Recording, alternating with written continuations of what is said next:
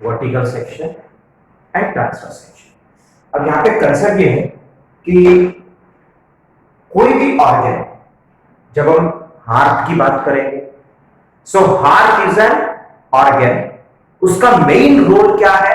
Pumping. Pumping का मतलब क्या हुआ? It is going to pull the blood and it is going to push the blood.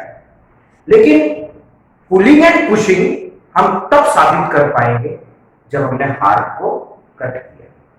कहने का मतलब यह है कि जब तक हम ऑर्गन को कट नहीं करेंगे उसका हम फंक्शन प्रूव नहीं कर सकते हैं। किडनी, किडनी का मेन रोल क्या होता है? To receive the blood, to filter the blood, to form the urine. लेकिन कट करने के बाद nephron is the part which is going to receive the blood, which is going to filter the blood, which is going to form the urine। पहले आपने क्या बोला कि kidney blood को रिसीव करेगा, फिल्टर करेगा, यूरिन बनाएगा, लेकिन काटने के बाद अपन ने क्या बोला? नेफ्रॉन करता है। तो सीधा सीधा ये कंसेप्ट है कि कोई भी ऑर्गन का अगर हमको डिटेल फंक्शन पढ़ना है तो हमको उसको कट करना ही पड़ेगा। सेम वे अगर अपन बोलते हैं कि टेस्टिस स्पर्म बनाता है, एक्चुअली टेस्टिस स्पर्म बनाता ही नहीं है, टेस्टिस के पास स्पर्म बनाएगा। तो अगर हमने टेस्टिस को कट किया तो अंदर में कुछ ऐसे पार्ट्स एक्सपोज होंगे which is actually going to form the sperm।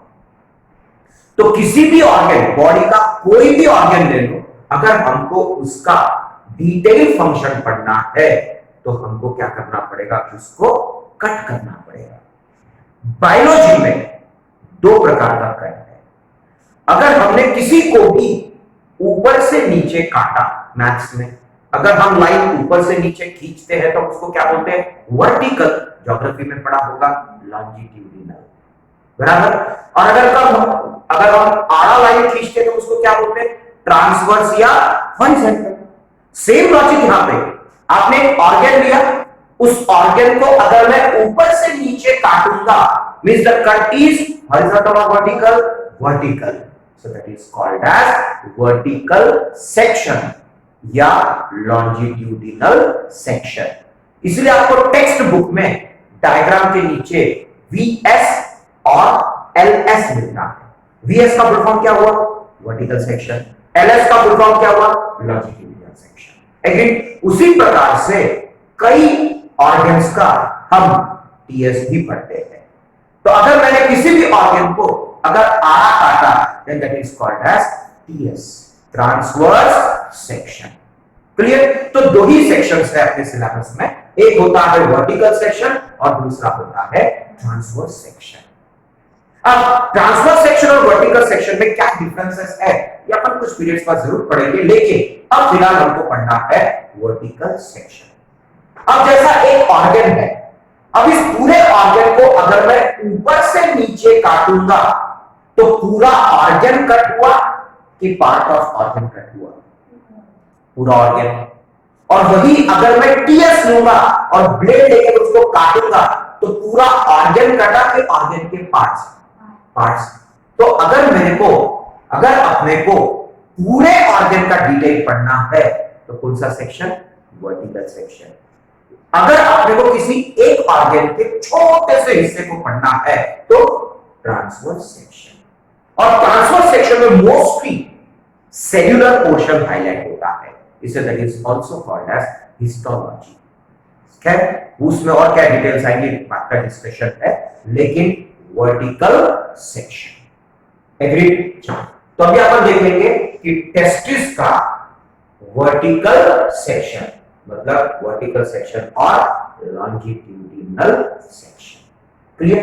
चलो अब एक रफली वहां बता देता हूं। अब अपन ने लास्ट पीरियड में डिस्कस किए थे एब्डोमिनल कैविटी, उसके बाद पेल्विक कैविटी, उसके बाद फेमोरल थाई, जांघ का हिस्सा थाई, फेमोरल कैविटी। यहीं पे अपन ने टेस्टिस का पोजीशन पढ़े थे, वो था स्क्रॉटम, बराबर। इसी स्क्रॉटम के अंदर में अपन ने क्या पढ़े थे?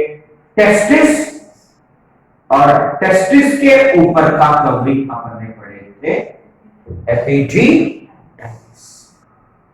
क्लियर? अब यही स्क्रॉटल कैविटी याद है, यहां पर हमने पढ़े थे स्क्रॉटम, एब्डोमेन, पेल्विक, स्क्रॉटल, याद है? 2 पीरियड पहले हमने पढ़े थे। Abdomen cavity, abdominal cavity, pelvic cavity, pelvic cavity, scrotal cavity, scrotal cavity. बराबर? स्क्रॉटल कैविटी के कई नाम आए थे। एक आपने पढ़े थे scrotal cavity is also called as extra abdominal cavity. बराबर? और एक टर्म उसको दिया गया है vaginal.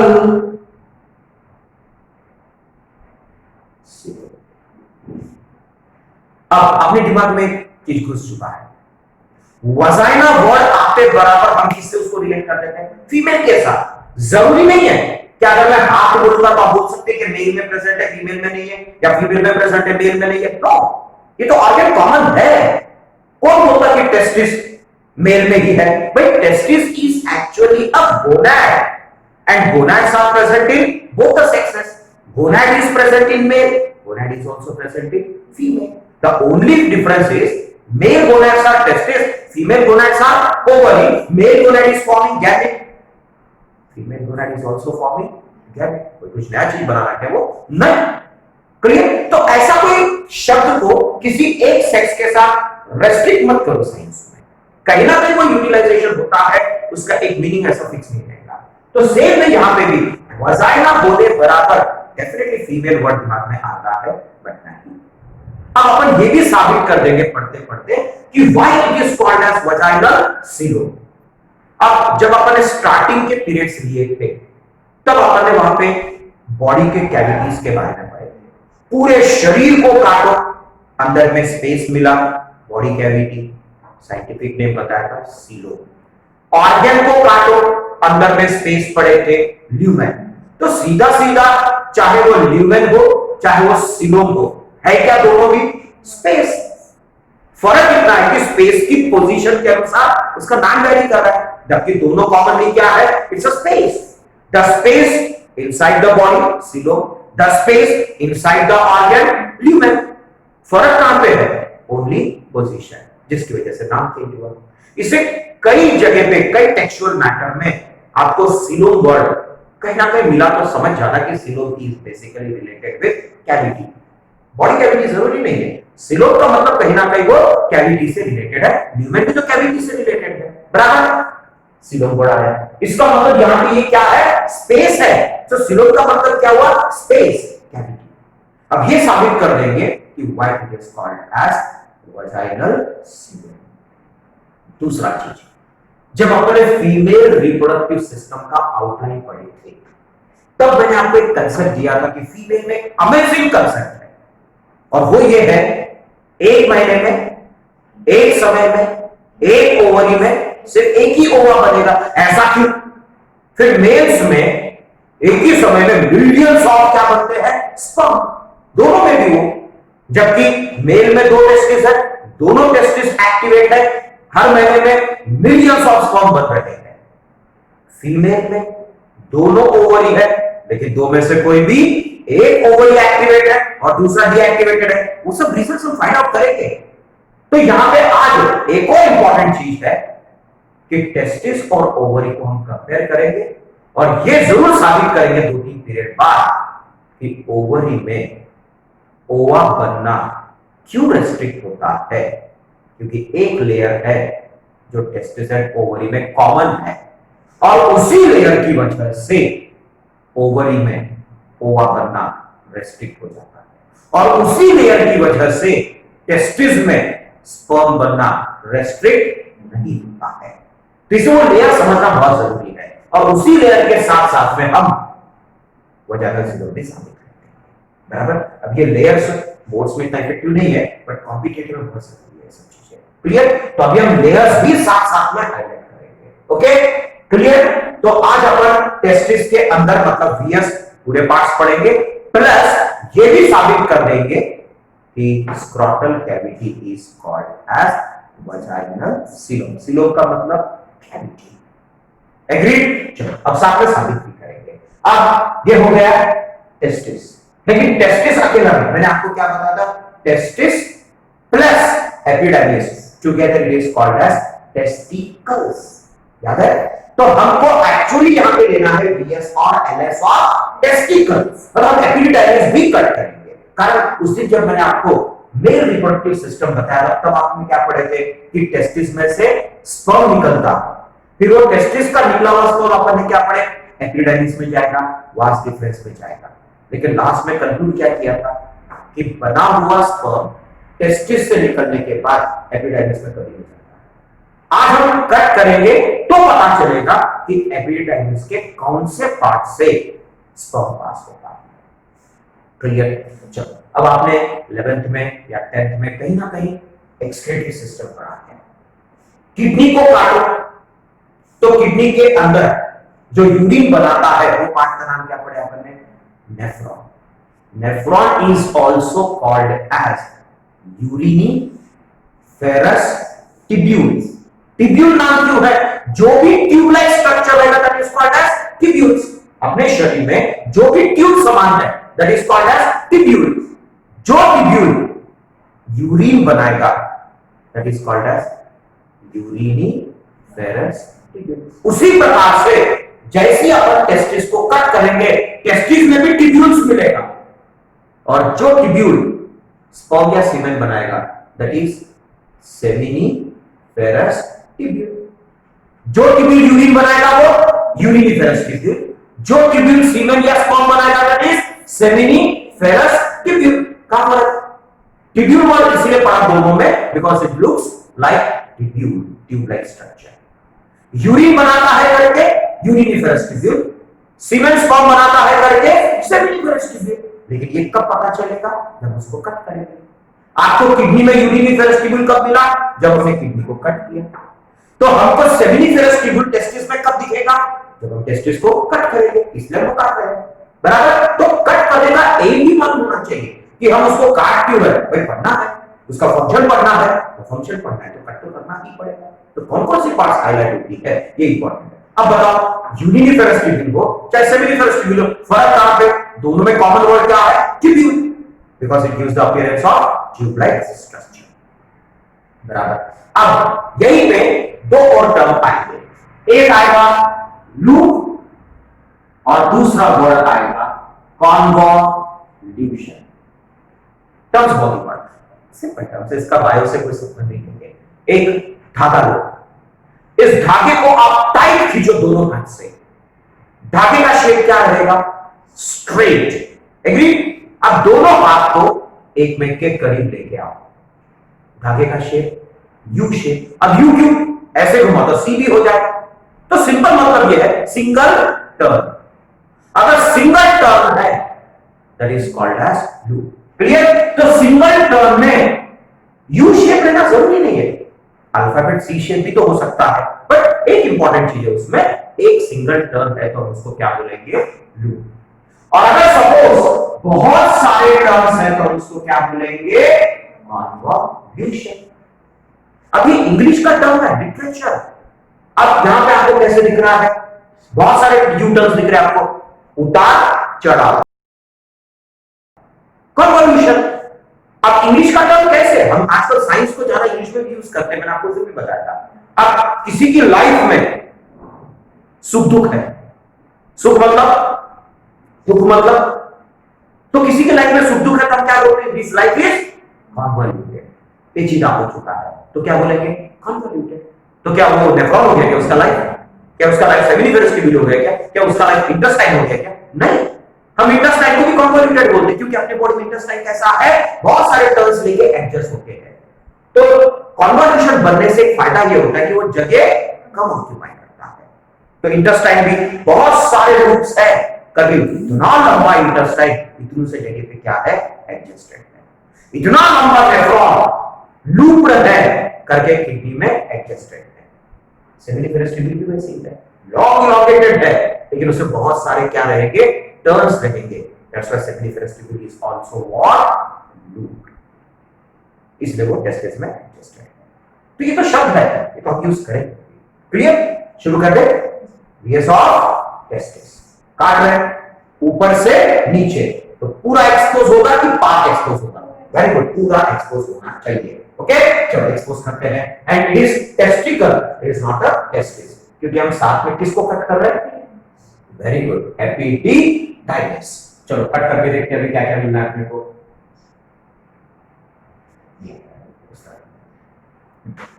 Now so testis clear?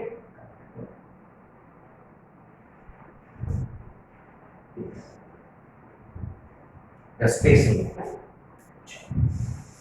Now, so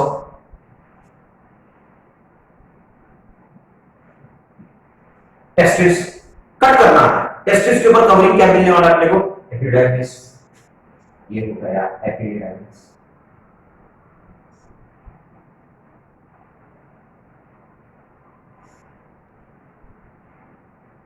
ठीक, एपिडिडाइमिस में आपने कितने पार्ट्स पढ़े? 3 पार्ट्स। Very good. सामने का हिस्सा एंटीरियर, बीच का हिस्सा मिडल, पीछे का हिस्सा posterior. Anterior part head capital epididymis, middle part body corpus epididymis, posterior part caudal epididymis. याद है? और इसी काउडल एपिडाइमिस से ट्यूब लाइक स्ट्रक्चर निकलता है। क्या पढ़े अपन ने? Vas deferens. Very good. तो ये हो गया वास डिफरेंस। क्लियर? अब लास्ट टाइम के डिस्कशन में क्या था कि टेस्टिस क्या बनाएगा? स्पर्म्स। फ्लो में क्या पढ़े थे अपन? बना हुआ स्पर्म अपन ने क्या पढ़े थे? पहले क्या पढ़े थे? The sperm gets into epididymis, from epididymis it goes into vas deferens, from vas deferens it goes into ampulla, from ampulla it goes into ejaculated duct. Very good. From ejaculated duct it goes into urethra. Sexual contact deposited in female reproductive tract in semination. कितना plane लग रहा है concept कि बन गया sperm testis में, निकला गया एपिडाइमिस में, from epididymis goes into vas deferens ampulla, ejaculated duct and urethra. But this is not the fact. यहां से ठीक है, लेकिन एक्चुअली यहां पे बनता कैसे है और कहां से पास होते आगे बढ़ेगा, यह आपको करना है। जितने आसानी से अपन ने बोला कि टेस्टिस में स्पर्म बनता है और एपिडाइमिस में आके फाइनली किस में आता है? Vas deferens. वास डिफरेंस में आना finally this is true, but actually वो एपिडाइमिस और टेस्टिस में कैसे पास होता है ये अपन वीएस को कट करके पढ़ेंगे। ठीक है? तो टेस्टिस को वर्टिकली काट के हम ये साबित कर रहे हैं कि टेस्टिस में स्पर्म कैसे बना और एक्चुअली कहां पे बना और कौन सी चैनल के थ्रू वो आगे जा रहा है। यहां पे क्लियर हो गया? पक्का? अब और एक इंपॉर्टेंट चीज, ये कॉन्फर्मेशन वगैरह क्लियर हो गया आपको? गुड। अभी ब्लड वेसल सर्कुलेशन में आपने ब्लड वेसल पढ़ा होगा। अब ब्लड वेसल में अपन ने क्या पढ़े होंगे कि एक बड़ा ब्लड वेसल, चलो वो तो छोड़ो, झाड़ की बात करते हैं। एक बड़े बड़े झाड़, ट्रीज, जो पार्ट जमीन से निकलता है, स्टेम काफी मोटा होता है, that is called as trunk. कुछ दूर जाने के बाद वो डिवाइड हो जाता है, that is called as branches. So जो मेन ट्रंक है उसका डायमीटर ज्यादा है कि कम है? ज्यादा है। ब्रांचेस का डायमीटर कम है कि ज्यादा है? Very good. और अगर आगे डिवाइड होगा तो और उसके मल्टीपल ब्रांचेस बनेंगे, उस मल्टीपल ब्रांचेस का डायमीटर कम है कि ज्यादा है? कम है, इससे भी कम है। सो सिंपल कंसेप्ट, जैसा जैसा डिवाइड होगा नंबर ऑफ ब्रांचेस बढ़ते जाएंगे और डायमीटर कम होते जाएगा। एक मैथमेटिकल लॉजिक है। अब ट्री वगैरह भूल जाओ। सो जैसा जैसा डिवाइड होते जाएगा नंबर ऑफ ब्रांचेस बढ़ते जाएंगे और डायमीटर कम होते जाएगा। रिवर्स, अब उल्टाते हैं। जैसा जैसा ज्वाइन होते जाएगा वैसा वैसा number of branches, very good, कम होते जाएगा और डायमीटर बढ़ते जाएगा। बराबर। इसका साइंस से या बायो से क्या संबंध है? कुछ भी नहीं। कोई भी चीज डिवाइड हुआ तो नंबर ऑफ ब्रांचेस बढ़ेगा, डायमीटर घटेगा। बराबर। और कोई भी ब्रांचेस अगर ज्वाइन होगा तो नंबर ऑफ ब्रांचेस कम होगा, डायमीटर बढ़ेगा। बस वही लॉजिक यहां पे भी है। सेमिनिफेरस ट्यूब यहां से शुरू करते हैं। मतलब यहां पे बहुत सारे ट्यूब्स ज्वाइन होंगे, ट्यूब की नंबर कम होगी, साइज डायमीटर। तो टेस्टिस और एपिडेमिस में बहुत सारे ट्यूब्यूल्स हैं। ये सब ट्यूब्यूल्स का कंसेप्ट अभी जो पढ़े उसकी बेस करा है। ये जितने भी ट्यूब्यूल्स है इसके ब्रांचेस एक में कोई ज्वाइन होते जाएंगे, नंबर ऑफ ब्रांचेस कम होते जाएगा और डायमीटर इंक्रीज होते जाएगा। कम होते होते होते होते सिंगल बचेगा। दैट सिंगल इज यहां से शुरू करेंगे, बहुत सारे ट्यूब्यूल्स ज्वाइन करेंगे, ट्यूब्यूल्स कम होगा, और ज्वाइन करेंगे, ट्यूब्यूल्स कम होगा, बचते बचते फाइनली ज्वाइन होके क्या बच जाएगा, खत्म। मतलब उसका कोई एपिडेमिस से संबंध नहीं है और उसका कोई टेस्टिस से रिलेशन नहीं है। एग्री? कोई भी ऑर्गन काटो, आउटर मोस्ट कवरिंग मिलेगा, बराबर। हमने सेल देखा तो सेल में भी आउटर मोस्ट कवरिंग होता है, सेल मेम्ब्रेन, प्लाज्मा मेम्ब्रेन, उसके बाद में सेल वॉल्स होती है, और किसी का भी कवरिंग प्रोटेक्टिव रहता है। अब यहां पे टेस्टिस के ऊपर भी कवरिंग्स है, और टेस्टिस के ऊपर का जो कवरिंग्स है इसमें टोटल 3 लेयर है। अब logical and biological 3 layers logically, outer layer, middle layer, inner layer, ध्यान रखना। Biologically middle layer will be called as outer layer, inner layer will be called as inner layer. फिर आप बोलोगे sir ये क्या, आपने पहले इसको आउटर लेयर बोला, अब इसको लेयर गिन ही नहीं रहे हो और इसको आप outer layer and inner layer गिन रहे हैं। कारण ये आधे में ही इसका साथ छोड़ देता है और बनाएगा क्या, सीधे। चलो बताना। अब यहां पे कवरिंग की बात की है तो उसको लिखा है। सो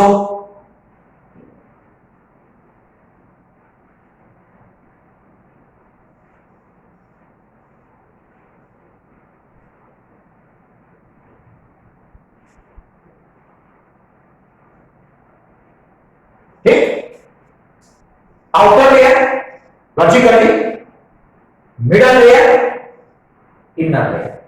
ठीक, अब इसमें का आउटर लेयर, पहले आउटर लेयर से शुरू करते हैं। Outer layer is called as tunica vaginalis. क्या बोलते हैं, ट्यूनिका बढ़ेगा, डायमीटर घटेगा, बराबर। और कोई भी ब्रांचेस अगर ज्वाइन होगा तो नंबर ऑफ ब्रांचेस कम होगा, डायमीटर बढ़ेगा। बस वही लॉजिक यहां पे भी है। सेमिनिफेरस ट्यूब यहां से शुरू करते हैं। मतलब यहां पे बहुत सारे ट्यूब्स ज्वाइन होंगे, ट्यूब की नंबर कम होगी, साइज डायमीटर बढ़ेगा। तो टेस्टिस और एपिडेमिस में बहुत सारे ट्यूब्यूल्स हैं। ये सब ट्यूब्यूल्स का कंसेप्ट अभी जो पढ़े उसकी बेस करा है। ये जितने भी ट्यूब्यूल्स है इसके ब्रांचेस एक में कोई ज्वाइन होते जाएंगे, नंबर ऑफ ब्रांचेस कम होते जाएगा और डायमीटर इंक्रीज होते जाएगा। कम होते होते होते होते सिंगल बचेगा। दैट सिंगल इज, यहां से शुरू करेंगे, बहुत सारे ट्यूब्यूल्स ज्वाइन करेंगे, ट्यूब्यूल्स कम होगा, और ज्वाइन करेंगे, ट्यूब्यूल्स कम होगा, बचते बचते फाइनली ज्वाइन होके क्या बन जाएगा, खत्म। मतलब उसका कोई एपिडेमिस से संबंध नहीं है और उसका कोई टेस्टिस से रिलेशन नहीं है। एग्री? कोई भी ऑर्गन काटो, आउटर मोस्ट कवरिंग मिलेगा, बराबर। हमने सेल देखा तो सेल में भी आउटर मोस्ट कवरिंग होता है, सेल मेम्ब्रेन, प्लाज्मा मेम्ब्रेन, उसके बाद में सेल वॉल्स होती है, और किसी का भी कवरिंग प्रोटेक्टिव रहता है। अब यहां पे टेस्टिस के ऊपर भी कवरिंग्स है, और टेस्टिस के ऊपर का जो कवरिंग्स है इसमें टोटल 3 लेयर है। अब logical and biological 3 layers logically, outer layer, middle layer, inner layer, ध्यान रखना। Biologically middle layer will be called as outer layer, inner layer will be called as inner layer. फिर आप बोलोगे sir ये क्या, आपने पहले इसको आउटर लेयर बोला, अब इसको लेयर गिन ही नहीं रहे हो और इसको आप outer layer and inner layer गिन रहे हैं। कारण ये आधे में ही इसका साथ छोड़ देता है और बनाएगा क्या, CO। चलो बताना। अब यहां पे कविंग की बात की है तो उसको लिखा है। सो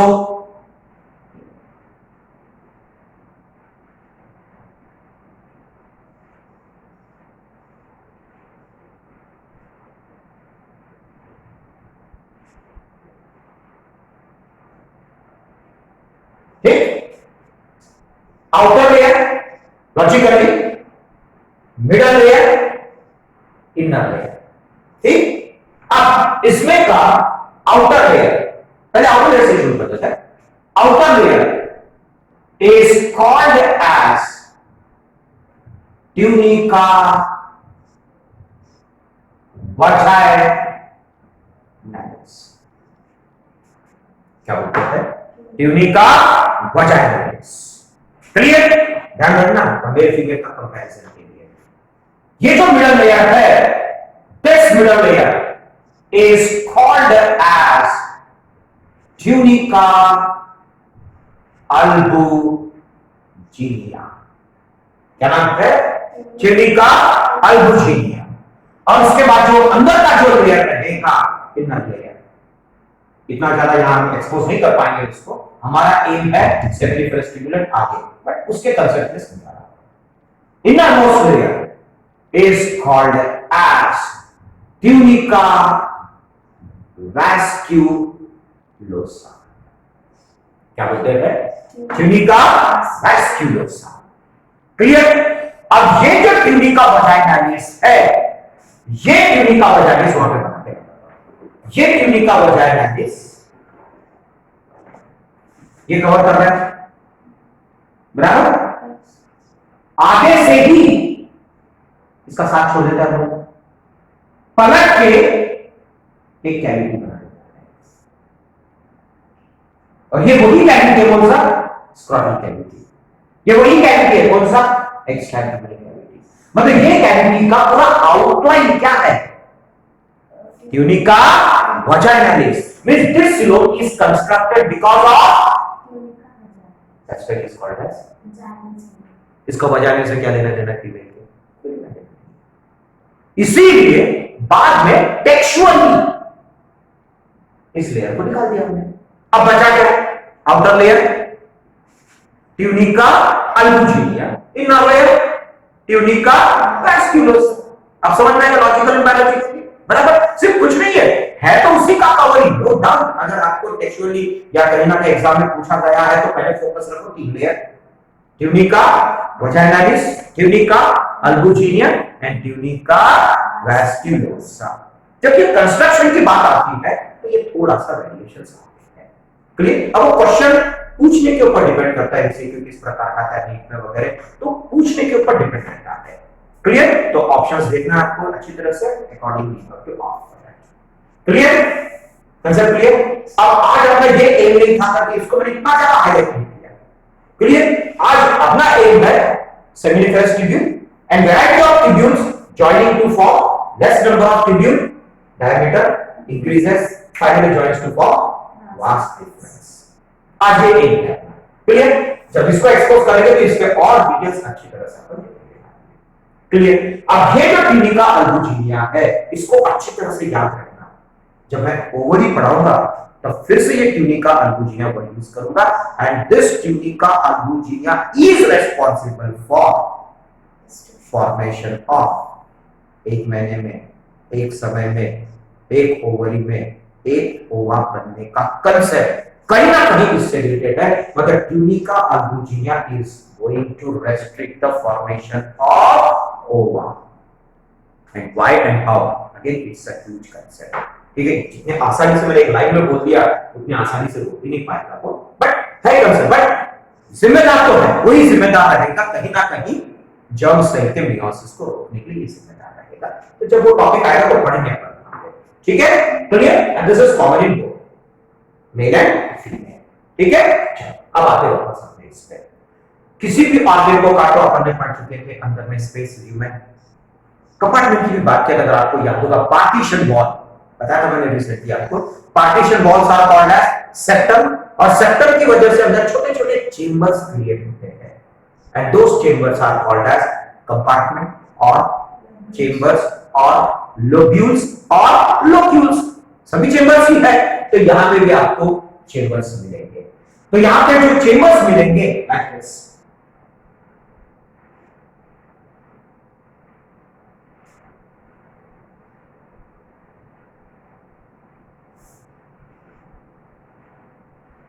सिंगल नहीं है, एक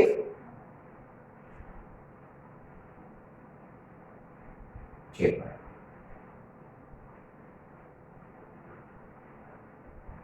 ठीक, छोटे छोटे compartments, and these compartments they are called as lobules in case of testes.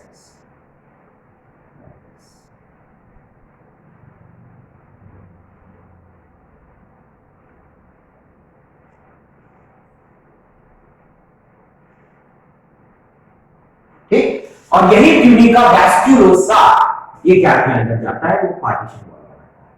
ठीक, जब इसको मैग्नीफाई करेंगे नेक्स्ट में तब देखेंगे इसको। यही ट्यूनिका, ओके, ट्यूनिका वैस्क्युलोसा यही इन चेंबर्स को सेपरेट करता है। So all these chambers they are called as what, lobules. ठीक, अब इसी लोब्यूल के अंदर में कॉन्वोल्यूटेड ट्यूब-लाइक स्ट्रक्चर, जो यूरिन बनाएगा वो जो यूरिन बनाएगा वो यूरिनिफेरस ट्यूब्यूल, जो स्पर्म बनाएगा वो वेरी गुड सेमिनिफेरस ट्यूब्यूल। अब बनाओ सेमिनिफेरस ट्यूब्यूल, चेंबर ऊपर है कि नहीं है, गुड। अब अंदर में जो सेमिनिफेरस ट्यूब्यूल्स है वो स्ट्रेट है, ठीक, लूप्ड है कि कॉन्वोल्यूटेड है, वेरी गुड, इट्स कॉन्वोल्यूटेड। देखो बहुत सारे टर्म्स दिख रहे हैं उसके अंदर, इसलिए हम उसको क्या बोलेंगे, कॉन्वोल्यूटेड। बहुत सारे लूप्स है इसके अंदर में, अगर सिंगल टर्म होता तो क्या बोला जा सकता था उसको, लूप। सो लेकिन इसमें बहुत सारे टर्म्स मिल रहे हैं, that's why it is called as convoluted. अब इसी कॉन्वोल्यूशन के टेक्सचर पे ध्यान दो, सामने का हिस्सा ओपन है कि क्लोज्ड है, वेरी गुड, क्लोज रहेगा तो साइंस में उसको बोलते हैं ब्लाइंड एंड, बराबर, पक्का। तो यहां पे ये जो सेमिनिफेरस ट्यूब्यूल्स है, इस सेमिनिफेरस ट्यूब्यूल का सामने का हिस्सा, सामने का मतलब बताया था मैंने कौन सा, anterior. So anterior part of seminiferous tubules are close, लेकिन इसी का पोस्टीरियर पार्ट देख के बताओ मुझे, क्लोज है कि ओपन है, ओपन है, ठीक। तो जितने भी सेमिनिफेरस ट्यूब्यूल्स है, all the seminiferous tubules are long elongated tube-like structures, anterior and blind, posterior and open, and they are what, convoluted. Agreed? अब कंसेप्ट दिया मैंने ट्री का। अब जैसे ये बाहर निकला, एक में को ज्वाइन होगा। अगर एक में को ज्वाइन होता है, नंबर ऑफ ब्रांचेस कम होंगे, डायमीटर बराबर। तो वही लॉजिक फिर से बता। अब यहां पे बहुत सारे ब्रांचेस है, जैसे ये एक ब्रांच है, ये दूसरा ब्रांच है, ये तीसरा ब्रांच है, चौथा ब्रांच है, बहुत सारे ब्रांचेस है। अब देखो ये दोनों ब्रांच ज्वाइन किए बने, कितने ब्रांच बने, एक, 1 2 1, नैरो नैरो ब्रॉड, 1 1 1, ओके, 1 1 1 1 1 1, मतलब दो ज्वाइन हो गए, एक हुआ, दो ज्वाइन, एक हुआ, narrow narrow broad, narrow narrow broad, बराबर। अब ये फिर से ज्वाइन होगा, broad broad more broad, clear. मतलब नंबर ऑफ ब्रांचेस यहां पे क्या होते जा रहे हैं, कम होते जा रहे हैं, डायमीटर इंक्रीज हो रहा है। इसमें कोई कंफ्यूजन, वेरी गुड। लेकिन पर्टिकुलरली टेस्टिस के अंदर में ये ब्रांचेस हॉरिजॉन्टली भी कनेक्टेड है,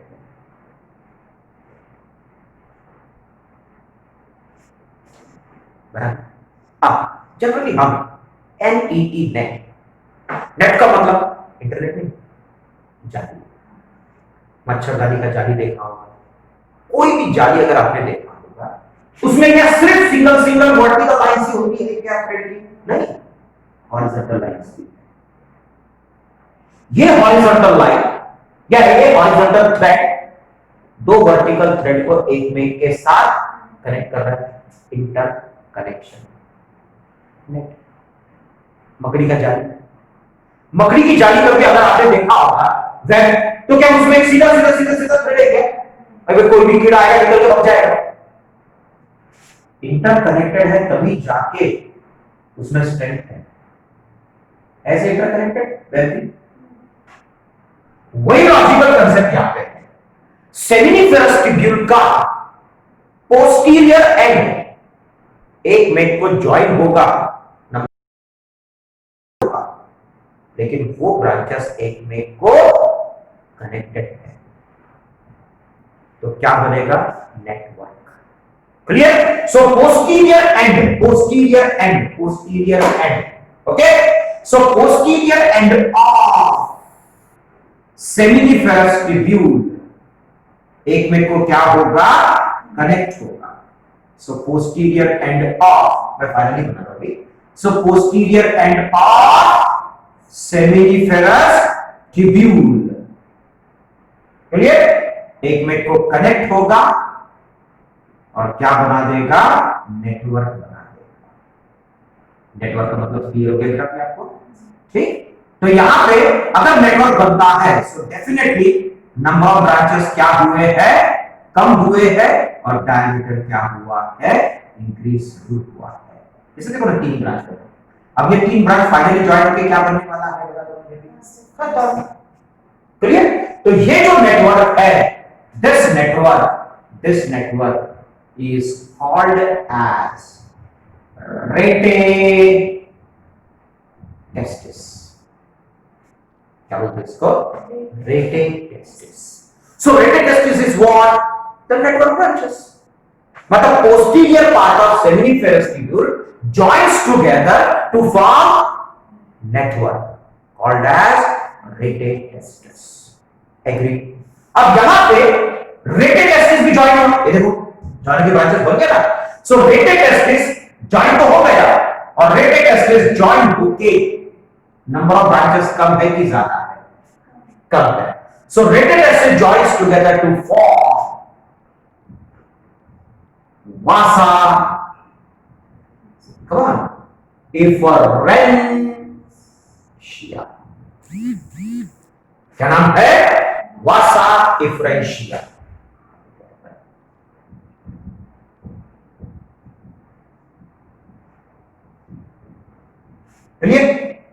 अब वासा इफरेंशिया आपको कहां पे दिख रहा है? टेस्टिस में दिख रहा है कि एपिडिडाइमिस में? देख के बता। Very good. मतलब ये सब चीजें कहां बनी है? सब टेस्टिस के अंदर ही है। क्लियर? अब seminiferous tubule joins together to form rete testis, rete testis joins together to form vasa efferentia. आपको कोई यहां पे कन्वोल्यूशन नेटवर्क, सिंपल कंसेप्ट लेके चलना है। Long elongated tube-like structures, seminiferous tubule, convoluted, anterior and blind, posterior and opens. Posterior end of seminiferous tubule joins together to form network called as rated testis. Rated testis joins together to form vasa differentia.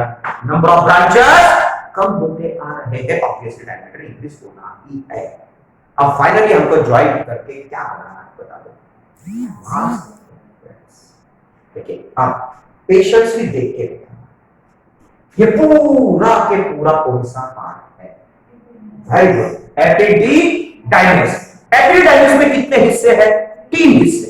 Okay, the anterior part head, capital epididymis, मैं pressurise कर रहा हूं यहां पे।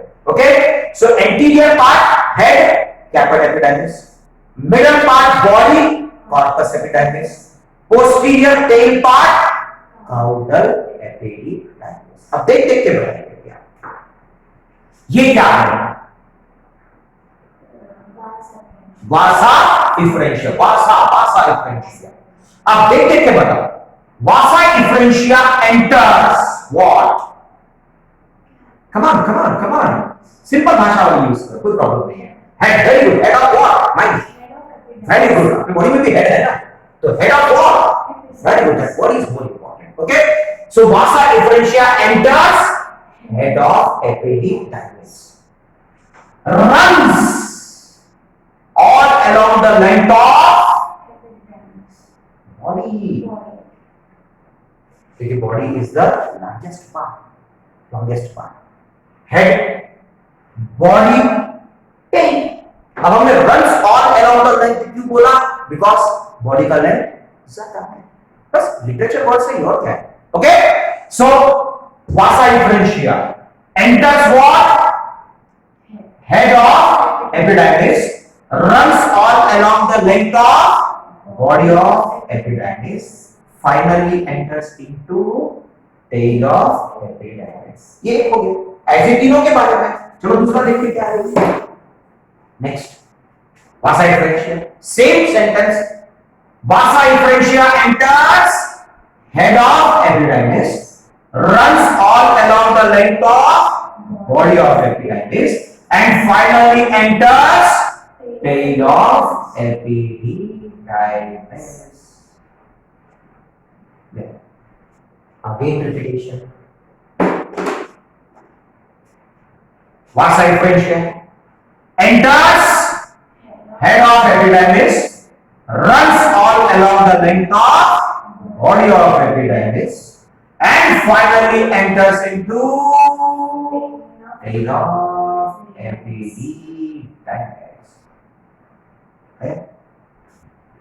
अब tell के and में कितने ब्रांचेस दिख रहे हैं आपको? लॉजिकली बहुत सारे हो गए हैं, बट कम ब्रांचेस है ना। कौन से ब्रांचेस है वो? Vasa differentia. अभी तक हमने क्या बोला? Secondary vestibule joints to form rete testis, rete testis joints to form vasa differentia, vasa differentia will join to form खत्म, और बात निकल गई। क्लियर?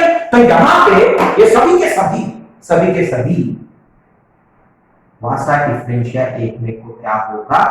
ज्वाइन होगा, एंड फाइनली क्या बन गया? अब अपने स्पर्म के पैसेज की बात करते हैं। आप भी बोलना सेकेंडरी वेस्टिब्यूल, तो स्पर्म कहां पे बना? Secondary vestibule. From secondary vestibule the sperm goes into rete testis, from rete testis goes into vasa differentia, from vasa differentia goes into vas deferens, from vas difference goes into ampulla, ejaculator, urethra। Epididymis word कहां है? आपने बोलने की कोशिश की, देखो ना passage, मेरे मुंह से तो टेस्टिस वर्ड भी नहीं निकला। स्पर्म कहां पे बना? Secondary vestibule. टेस्टिस वर्ड कहां है? स्पर्म कहां पे बना? Secondary vestibule. From secondary vestibule goes into rete testis, from rete testis goes into vasa differentia, from vasa differentia goes into vas deferens. कहां टेस्टिस वर्ड है, कहां एपिडिडाइमिस वर्ड है? ये हमको तब पता चला जब हमने उसको कट किया। तो सिंपल कंसेप्ट है कि किसी भी ऑर्गन के अगर हमको फंक्शन पढ़ना है तो काटना तो पड़ेगा ही। इसलिए बायोलॉजिकली आपको वीएसएफ टीएस ये दो चीजें जानना होती है। उसकी मॉर्फोलॉजी पढ़ना है, उसका फिजिकल कैरेक्टर पढ़ना है, इसको के काटने की कोई जरूरत नहीं, पर अगर फंक्शन अगर पढ़ना है तो उसको कट देना ही पड़ेगा। एग्रीड? क्लियर? पक्का? Okay, so Vasa differential final system will be the Vas difference। ध्यान रखना, जब तक VS नहीं पढ़ोगे TS पढ़ नहीं सकते हो, ठीक है? क्योंकि जैसे मैं TS कट करूंगा तो अंदर में आपको सेकेंडरी वेस्टिब्यूल दिखेगा, how the sperms are form. इसलिए ना मोस्ट ऑफ द बुक्स में आपको VS दिखते ही है, डायरेक्ट TS भी नहीं होता है। भाई अपनी गलती है, अगर मुझे आपको टीएस पढ़ाना तो वीएस पढ़ाना ही पड़ेगा। इवन अगर वो टेक्स्ट बुक में डायग्राम नहीं है तो भी पढ़ना मजबूरी है, ध्यान में रखना, क्योंकि हम इसके बिना टीएस पढ़ ही नहीं सकते। ये कला है।